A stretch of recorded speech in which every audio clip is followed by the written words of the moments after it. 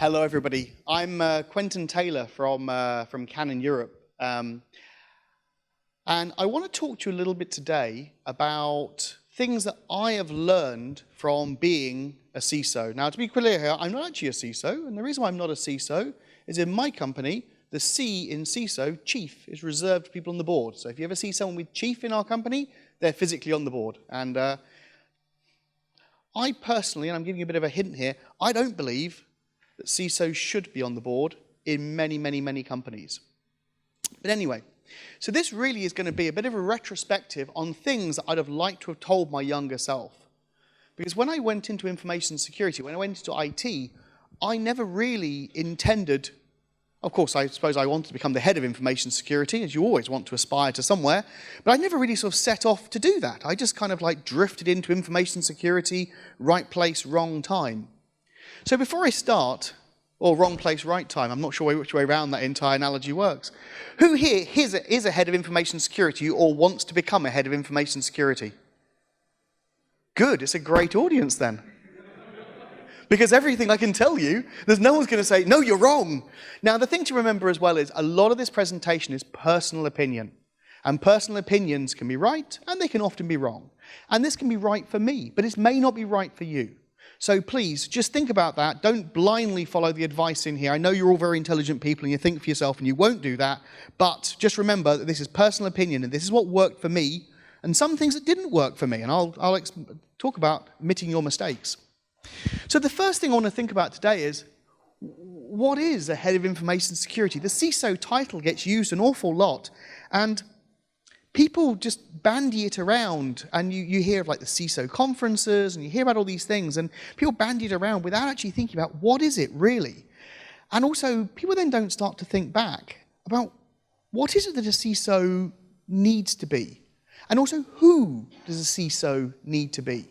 And that, I think, is really, really, really important. And in reality, that despite my stunningly good looks, information security has evolved a lot in my lifetime. And my kind of like remembered lifetime, it's going to shock you this, starts in the early 80s. Yeah, officially I tell everyone I was born around here. Unfortunately, my age, the age I keep on telling people I'm born, keeps on moving this way. And when it gets past the mid-90s, I'm in for some serious trouble because people are going to say, how do you remember that music? You can't have been born then. I've already had that. I talked to someone about the Los Angeles Olympics and someone said, but you told me you weren't born till 84. And I had this, I've got a very good memory, eidetic memory me. Anyway, so if you think about information security and where information securities come from, and it's very, very interesting to see these sort of ages and what's really happened. Because back here, what did we have? We kind of had digital graffiti. We had MTV releasing the movies and hacking their own website, because hacking your own website was cool. We had people like Max Vision taking over the television network for a certain American city and was never caught. Probably don't know who he was. We then had the age of stealing credit cards. And interestingly, if you steal a credit card has no intrinsic value. You have to go and buy something, sell that thing, and then you can fence it, get some money back. So we really, really had the sort of the TJX Max hackers, the sort of the Alberto Gonzalez people, all in this area here. And then we moved into the golden age of ransomware and then data destruction, which kind of started in 2017 to the modern day. And why did these ages change? Well, they changed for many, many reasons. And I like to think, now, it's very, very easy when people sort of look forwards and start talking about technologies and say, these are the technologies which are going to revolutionize the world. But it's much easier, and I prefer to do this, which is look back and say, which are the technologies that did revolutionize the world? So I'm not predicting anything here. So what did we have? Well, around this time here, around 2000, where we had credit cards, and we had Carder Forum, and we had all the darknet markets, although that's a bit later, but the credit card forums, the golden age of credit card forums here. If you wanted to host, sorry, I'll move off this squeaky bit of stage. If you wanted to host a credit card forum back then in around 2000, 2001, 2002, you had to hide it somewhere on the internet. You had to hide it somewhere, and it was very hard to hide it somewhere because you could just ping the site and go, oh, it's in Brazil, and just call it the Brazilian ISP and ask them to shut it down. And then, of course, things like Tor totally changed that. 3D Secure, MasterCard Secure Code, verified by Visa, and whatever Amex's scheme is, also changed it because it meant that just stealing the credit card, the expiry date, was then absolutely useless if you were following these things. And then also, you've got things like cryptocurrency, and Bitcoin was released 2009. I think it was January 2009 when it came out. So cryptocurrency suddenly meant that if I wanted to make money from people, I don't need to steal their credit cards, then go into a branch of Macy's and then buy some handbags, which is what the Alberto Gonzalez used to do, and then sell the handbags or return the handbags and then fence the money that way. I can actually get them direct. And if you think about many successful companies, what are they trying to do? They're trying to slim down their supply chain. And criminals are just the same, trying to slim their supply chain down. And ransomware is just the ultimate example of that slimming down the supply chain. Sorry, I'm going to move forward because that is squeaky back there. Slimming down the supply chain, it's about saying, well, where are my victims? My customers, if you will. If you're a criminal, they're my customers. Where are my customers, and how can I get money from them most effectively and efficiently? Well, if I can just ask them for money, demand money from them, that's much, much more useful. And then, of course, we had the commercialization of crimeware. Now, let's think about where this all has led to. Well, it's led to these particular ages. Now, I like to call these ages the age of mischief, indirect monetization, direct monetization, idealism. Now, one of those ages has disappeared, and that's the age of mischief. And I really, really feel bad for the fact that the age of mischief has gone completely. But indirect monetization hasn't gone, but really almost it's kind of petered out. Direct monetization has really, really exploded, and now we're in the age of idealism. And what do I mean by idealism? Well, idealism is this line at the bottom. It's the nation states getting involved. Now, when I was a child, when nation states got involved and when nation states did their spy things, it generally was somewhere in Eastern Europe, always in Eastern Europe, and it'd be a bridge at dawn, and there'd be a car parked on either side of the bridge, and the doors would open, and two men, always men, would get out and would walk rather furtively across the bridge, and another man would walk the other way, and they would nod at each other in professional pride and get in. And one of them would go off to a life of luxury, and the other one would go off to the gulag, depending on how lucky they were. And that's what nation-state interference was when I was a child. But now we've got things like NotPetya, we've got things like Stuxnet. And let's be honest, by the way, I've drawn this line along the bottom as dotted over here and solid over here as nation-states are very, very much involved. And you saw the talk from Kaspersky this morning about the Azus issue, which nation-state probably based in there. Well, if you remember Stuxnet and the whole issue with PCL controllers being adjusted, back here, there was the largest peacetime explosion that's ever been. And it was in Siberia. And it was where a Russian oil pipeline that was running through, or gas pipeline, sorry, that was running through Siberia had a mysterious problem where all the valves mysteriously shut themselves in an exact pattern that would then cause the largest buildup of pressure, which then actually caused it to rupture and explode. Now, was that nation state? I guess we'll have to wait for, well, the 30-year rule's already over. We'll have to wait whatever the year rule is before when one of the Western governments actually admits that probably it was them, and maybe they reused that technology over there when they were messing around with Stuxnet. But these ages are what really, I think, have defined where the CISO has come from. So I was doing Infosec around here. And we were looking back. We were still in the age of the amateur back then. That's how I got in the industry. It was the age of the amateur. You didn't need much IT knowledge. I had a biology degree. And now it's kind of moved forward through IT knowledge. But now we're back to low IT knowledge where you've got the commercialization of the tools. And this really, really then leads it along from this sort of like these ages and really guides what a CISO needs to understand of the world that they are playing in. And when we talk about geopolitical power as currency, it's really important because over here with indirect and direct monetization, I can secure a process by removing the finance out of the process. I can stop someone breaking into a physical building by making it so there's nothing worth stealing in that building that they might want to break into. They're not going to want to take the risk of breaking into it if there's actually no monetary reward. So over here, you can secure your processes by removing any of the monetary reward and make it very hard to get. But this is where this becomes very important, which is, I as a CISO am not in control anymore. I can't give a country back to another country. I can't fix the geopolitical situation. It now means that everything's out of my hands. And that's where the modern CISO is having to think about what they're doing. But before I get on to that, what is the purpose of the CISO? And I often wonder, I mean, people often say that CISO stands for career is so over. But that's an old joke. You don't need to laugh at that. It's a dad joke. But what is really the purpose of the CISO? Is it to be the most technical person in the organization? Not anymore, it probably isn't. Is it to be the thought leader on information security? Possibly, possibly not, I don't know. Unfortunately, an awful lot of CISO's, of a head of security's role is really to try and influence, is to try and change behaviors, is to try and talk to the board, is to try and talk to all levels of the organization to get them to understand what security is and to define the risk appetite and the risk posture. Now that's totally different at the other scale as it was when I first started. When I first started, the head of security was probably the most technical person in the room from a security perspective, because they had to be. And this whole thing about being a CISO is really, really tough. And I'm going to come back to this in a minute. And I blame social media. Because I'm over the age of 30, so I can blame all of life's ills on social media. If only we didn't have social media. Follow me on Twitter, by the way. My Twitter handle's coming up later on. And Instagram, Quentyn Taylor, no dots, no spaces, lots and lots of pictures. So anyway, if you look on social media and you look at CISOs on social media, you'll often see this very, very simple thing. I found an issue, I told operations someone to fix it, and the issue was fixed. And you see these perfect lives, just like if you are on Instagram. You see these perfect lives of people leading perfect places, and they say, oh, yes, I'm here at the Marina Bay Sands, as my Instagram said last night.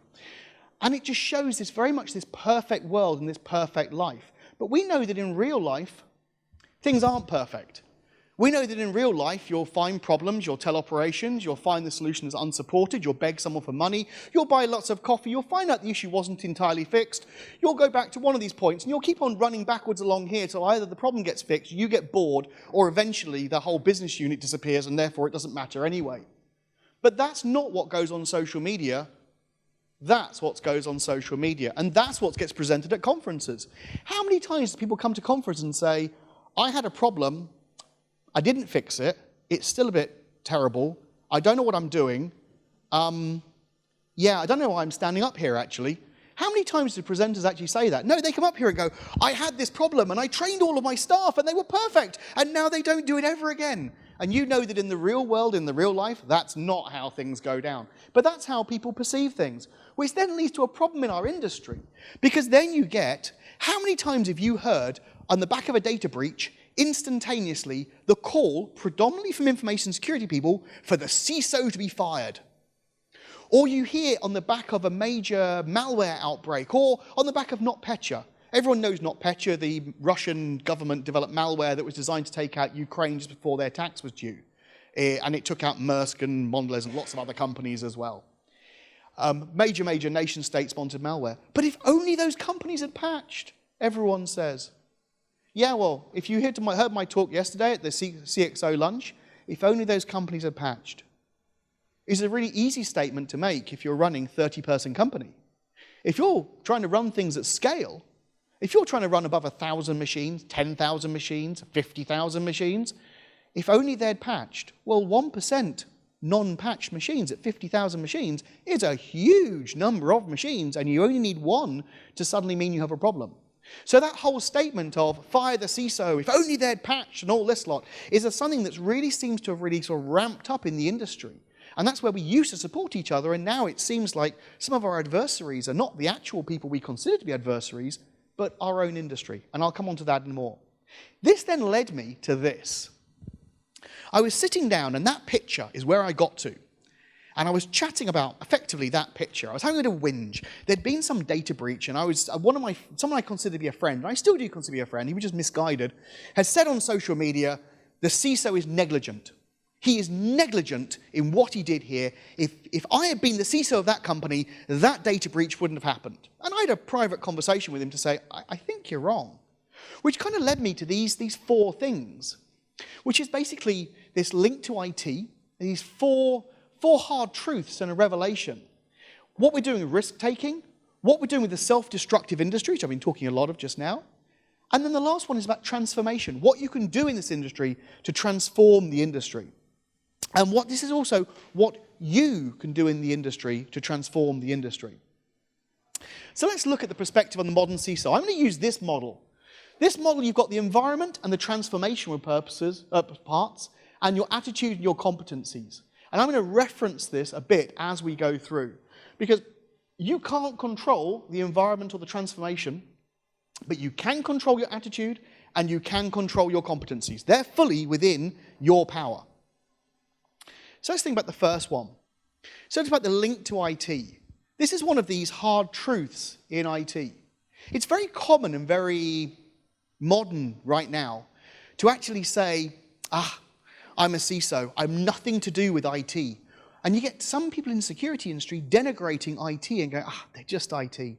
I do not report into IT. And I found myself doing this. I find myself saying, I'm sorry business, but I'm not IT, I'm information security. IT are totally separate. But let's be really honest here. I don't believe that you can do a head of information security or a decent security job unless you divorce yourself from IT. But I don't think you can do a good job unless you've worked in IT. I've worked with some security people now who have never worked in IT. And I'll give you a great example. I was chatting to somebody whose name will remain nameless to protect the guilty. And he'd just put a policy statement together, and he goes, I want to push this policy statement out. And I said, well, are you sure the users are going to do it? And he goes, well, sure they will. I'm telling them to do it. It's in the policy statement. They're definitely going to do it. I was like, oh, good God, you need to spend some time on a service desk, because if you don't spend some time on a service desk, you will not realize how creative users can be at getting around things. And I think this is the most important point, which is I insist all of my staff go and spend at least half a day working in IT. They actually, ironically, they have to spend a day working in the business as an absolute minimum, and I mean really working in the business, and many times they'll spend many more than one day. They'll go out with sales teams, they'll go out with service engineers, like fixing people's printers, fixing cameras, they'll go and do this, and I think they have to do that. But the thing I'm now introducing, and I've done for the last 2 years, is they have to go and work in IT, especially if they've never worked in IT. They go and sit on the service desk. And ironically, and this is the funny thing, because one of them said, I'll just come to the service desk and I'll answer some calls. And then it turns out they're not actually qualified to work on the service desk, because working on a service desk is actually really hard, and you actually have to understand all the individual systems and how to do all the start, move, and leave process. And so they have to sit there and listen and watch somebody else do it. And they suddenly get an understanding of how hard other people's jobs actually truly are. But this just brings us back to this whole point of, you've got to have, we're working in technology, we're information technology, whether we like it or not, and you've got to have that. This then brings me on to this old-style CISO point. So the old-style CISO, and I mentioned this earlier on before, is about focusing purely on the technology. Now, what does an old-style CISO mean? Well, it means that you have a need to be liked, because you're the technologist. You've got to follow the business, because you're purely in IT. Notice I'm giving you contradictory opinions here. So then I said you didn't need to be in IT, now I'm saying you need to have some IT. But the problem with this kind of mindset, if you're being thought of as part of IT, you're going to focus on the costs, because that's what IT does. IT costs go down. You've got problems with conflict of interest, so risks can accumulate. You've got IT people saying, I'm sorry, I can't decommission that system because the new one isn't ready, therefore we just have to live with those risks. And you're seeing security as a threat, because security is stopping you from being able to deploy your systems. So where can you go from there? Well, you can actually go to what I consider to be the new style CISO. And this is where you're very much more business-centric and outcome-focused, and you're actually trying to lead the business. You're trying to say to them, you know what, actually, there is a better way of doing these things. Now, that actually then gives you this competitive edge. It means you're focusing on profit. And this last bit, I'm going to come back to this about risk-taking. Risk-taking is something that we as information security people don't do very well. And why don't we do it very well? It's because we consider that other people take risks. Oh, no, we just present option A and option B, and we make a recommendation between option A and option B, and it's up to the business to take it. Rubbish. And I'm going to come back to that in a minute. We're not legal.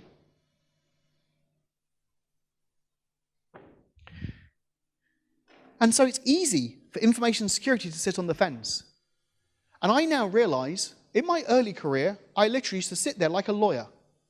Remember, anybody here ever been in a court before and actually had to be recommended whether you plead guilty or innocent?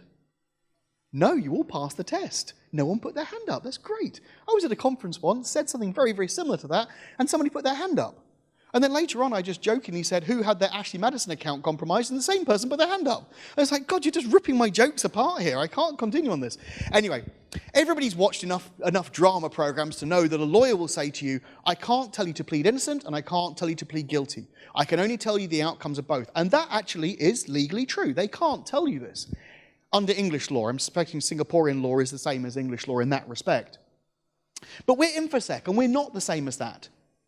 So we should be able to say, I am part of the business, and I should be able to advise you whether to go live with that system, with those security vulnerabilities, or not go live and be trusted, and then share some of the risk. If I'm going to make a recommendation to say to you, do you know what? You're going to have to go live, and I see the business need to go live with that. There is this security issue. It might be exploited. These are the controls that I'm going to try and put in place, and I'm going to stand with you if it gets compromised. That's a very uncomfortable place to be there for the first time. But if you're going to move on as a security person and grow, and I believe be part of the business, it's a step you've got to take, and you've got to be able to stand there with business people and say, I'm with you. I'm right with you on this. And do you know what? That will breed trust. Because if you sit there and say, hey, it's not my backside on the line, it's your backside on the line, here's option A, here's option B, that's what lawyers do. I'm not trying to denigrate any lawyers, by the way. I love lawyers. I'm legal's business partner. I love all our lawyers. But it's a difference in that they have to remain impartial. As a security person, you have no controls like this. You don't have to remain impartial. You can give an honest opinion as an officer of the company as to what they should do. And you'll find that if you start to take risk with your business, they'll then start to trust you more. And let's be honest here, they're going to do it anyway. So you may as well at least recommend the option that you think is going to be the most sensible for the company. And this then leads, that behavior of us not taking any risk, then leads to this. I want to apologize. I think it was Alex Stamos. I think I might have stolen this slide, or at least the concept of this slide from Alex Stamos's Black Hat thing. So Alex, if you're watching this on repeat, thank you for the concept of this. Now, if you think about where we tend to spend our money, if you look at this, I've got Infosec cost is on this kind of axis, and the benefit is on the horizontal axis. Where do we tend to spend our money? Well, we tend to spend our money on things like the APT solutions, on keeping the nation states out and everything else. Whereas we tend to not spend our money on getting the patching right. Now, remember I said it's hard to get patching right. Security basics are really, really hard. They are really hard, and it's where you should be spending your money. Because if you look at all of the advanced threats that come along, very few advanced threats are actually based on a 0 day. Most of the big attacks that have come out are not based on 0 days, they're based on something that's already been out there. So why as an industry do we spend all of our money on solutions that we don't know if they're working, we don't know if the threats are actually there? I'll tell you why, because that's hard, and a vendor will help you implement the shiny box that goes all nice and blinky and gives your senior executives a lovely graph. This is hard to get right. That's very, very easy to not get right, but to appear to be doing right. And we as an industry need to flip this thing around and say, I am not going to spend my money on the shiny, advanced, expensive tools. I'm going to spend my money on people, and I'm going to spend my money on solutions to get the Infosec basics right. Which then leads on to my favorite topic, which is this culture of negativity in Infosec. And we need to break this narrative. Who here thinks that everyone here's red team and blue team? Quick show of hands. Would you like to be on the red team or the blue team? Show of hands for red team. Show of hands for blue team. You know where I'm coming from on this one. If you ask a lot of people where they really want to be, I mean, let's be honest, the red teamers and the black hats, I'm not lumping the red team as the black hats, but the people who have the adversarial culture have got how many conferences? DEF CON, Black Hat, all the various hacking conferences. There's far more adversarial conferences than there are defending conferences. I think someone's just talking about having a blue team conference, and I will support that because I think it's so, so, so vital. And we've got this culture that the red team equals cool and the blue team equals boring suits. And I'm going to come on to that in a minute. And this is driven by this kind of behavior. Who recognizes every single one of these vulnerabilities and knows what they all are? I'll be surprised if anyone does, because actually there's a couple on there. They're all vulnerabilities, they're all logos that are on vulnerabilities. And it seems to me today that you can't actually get a vulnerability patched unless it has a logo, a website, a theme tune, and a hashtag. And I'm going to blame, and I'm going to go out on a limb here and state that the reason why the recent Microsoft RDP vulnerability has not got the traction in the patching area that it probably needed to do is because it had no logo. Seriously, the Bluekeep vulnerability had no logo. In actual fact, you can thank Kevin Jones for inventing Bluekeep because that was a bit of a spin on Game of Thrones reference. I wanted Blue Thanos. I thought Blue Thanos was much cooler, but they went with Bluekeep because Game of Thrones was finishing at the time. But it has no logo. How can a vulnerability be serious if it doesn't have a logo? And in actual fact, there's one of these, that one, which had a logo, a theme tune, a website, and a hashtag, had briefed all the journalists, and then someone said, actually, that's just how PGP works. Yeah, that's what we've got. We've got marketing potentially needing to remain a bit separate from Infosec, and maybe we need to stop worrying about the marketing and start worrying about making an impact on what we're actually doing. I remember I talked about the red team and the blue team. I'm sure everyone recognizes this film. This is the 1995 film Hackers, one of my favorite films of all time. About fifth favorite after The Matrix, Godfather. I'm not going to go through them all, but there's lots of good films. And I watched this a lot, and I love this film. But I love it from the cultural aspect. Because when I watched the film, when I first watched it, these guys were the good guys. And that's Penn Jillette, actually. I think it's his only ever film role from Penn and Teller, the magicians. A very young-looking Penn Jillette. And he was the bad guy. And his boss was called the Plague, who was trying to be a hacker but wasn't really. Rode on a skateboard, so you knew he was a hacker, and had a long leather coat, so you knew he was a hacker. And you wanted to be these people, because these were the cool kids, and he was the bad guy. Show of hands here. Who here has probably more link to this person working in a corporate and working for corporate Infosec than these people over here who were a bunch of kids who were actually self-funding? Yeah. I heard a really great quote, and I can't remember who said it, but it was on Twitter, and the guy said, all my life I've been fighting the man. And then the other day I looked up and suddenly realized, I am the man. And this is the point is, we all want to be the cool kids, the red team, forgetting that actually what pays for our industry is over here. And forgetting that is really, really destructive for the industry. It's about biting the hand that feeds.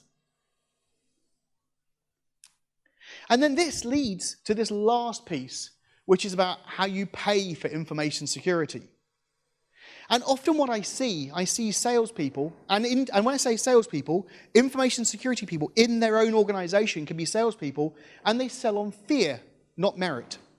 If you don't patch that machine, it will get hacked. If you don't upgrade that machine, the bad hackers will get in and all the data will be exposed. Now, am I telling lies saying that? No, I'm not. It's probably perfectly truth. But a fear sell doesn't last very long. A fear sell is a very, very, very short-term sale. And it's really a demonstration of an immature industry. And I'm going to say the InfoSec industry is an immature industry, because let's be really honest here, the information security industry as an industry that we know it today did not exist much before late 80s, early 90s.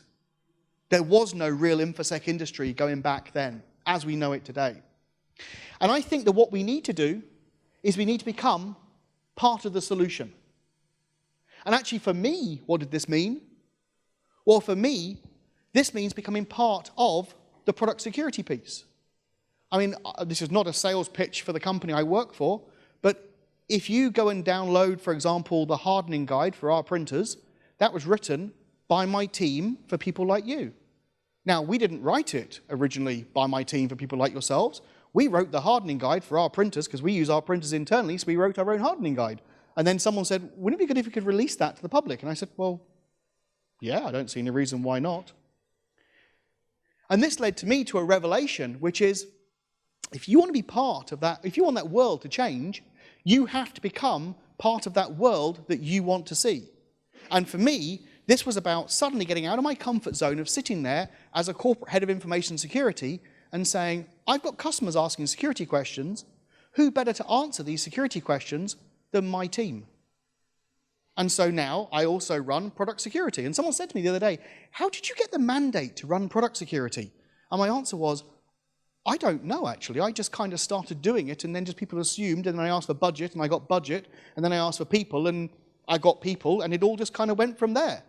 But that's just about saying, if you want to become part of that world, start to change. And this is where I think that all corporate InfoSec people are going to have to go. And everyone has a product that could be secured. Everyone has customers who may be interested in security or may be interested in the security of your product, whether it be physical product, software product, or services. You have a part to play in your customer's information security story.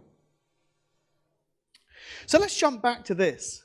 I talked about this a lot, actually, about the things that you don't control and the things that you do control. And my point here is, don't sweat these top two bits. If you can't control it, don't waste all of your energy trying to control it. But these two bits in the middle, your competency and your attitude, you 100% control that. So take control of that and actually say, what can I do? And I'm hoping that some of the things I've talked about today really, really, really resonate. Because for me, the evolution of myself and my team's role, if I think when I started, because I started at Infosec in 2000. Next year, I'm about to admit this on camera, next year's my 20th year in Canon. I never ever assumed I would ever get to 20 years. I haven't got to 20 years yet, actually, so I probably shouldn't say this, just in case someone then sees me having a Twitter meltdown and then sort of replays the video and go, he didn't make 20 years. But anyway, so I will make 20 years in Canon. And that's, I think, is quite unusual in the industry. You've got people like Mikko and a few other people who have got like 35 years, but it's very rare to see this long length of tenure in one company. And so I've got a bit of a unique view on what's happened, because I've been able to see a whole company and a whole team evolve and actually undergo many, many evolutions.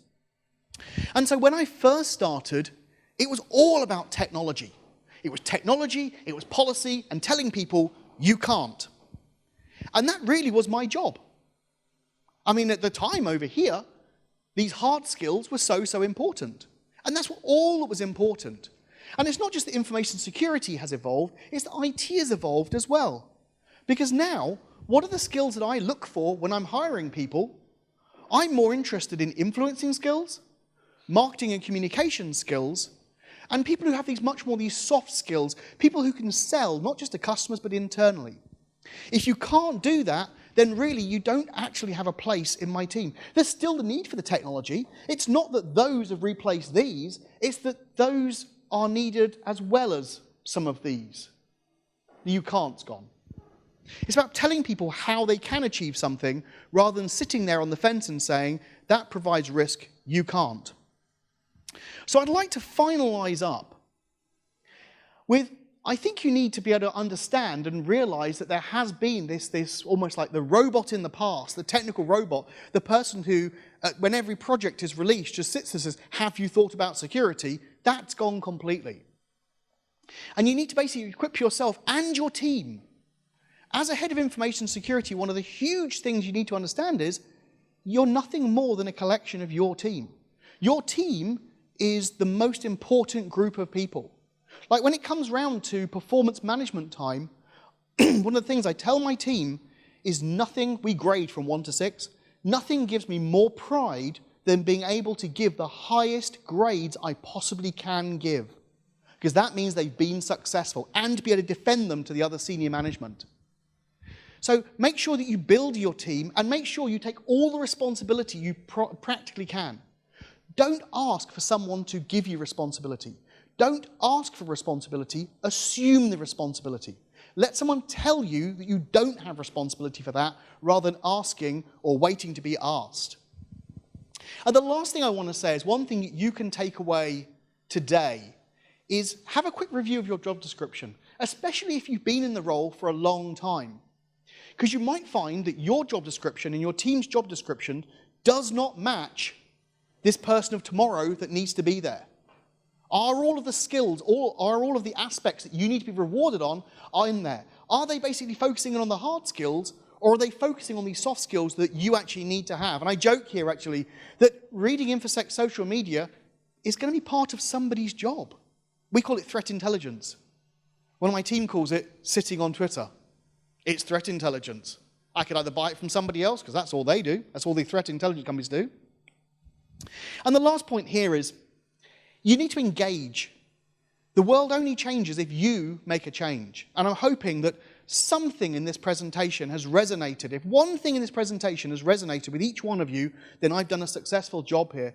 Because if you can then say, I want to engage in the world and I want to change, it's all about I. It's about you saying, I want to make this change. And if you can make that change and put a human skin on that robot, then the industry will be a much, much better place tomorrow.